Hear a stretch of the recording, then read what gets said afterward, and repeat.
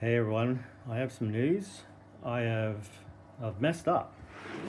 So what I did was, in this tank here where we had our black cherry shrimp, it was getting a lot of algae, and I thought maybe this is a little bit too much algae. It's going to take up all the nutrients and compete with the normal little other plants that we want to keep. So I made a decision to use Algae Fix. Now, something I didn't realize, and I should have, is Algae Fix is not safe for shrimp. What it does is it actually causes crustaceans to suffocate. And my shrimp, on the first day when I actually put the dose in, they seemed fine. Then today I put the second dose in, 'cause it's supposed to use 3 doses to sort of help get rid of the algae. And what I noticed was one of them was sort of, one of the shrimp was upside down and the others were very lethargic.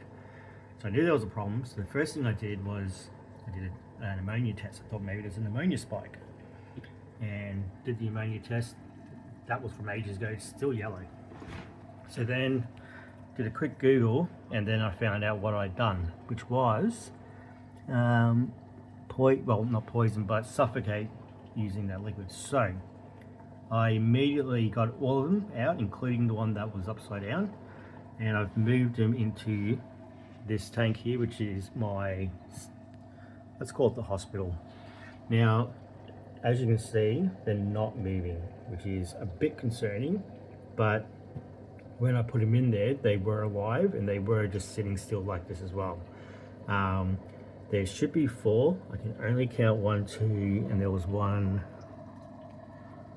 around the back here. Let's see if we can just get it on camera. There he is. And the 4th one, I'm not sure, so he's gone somewhere.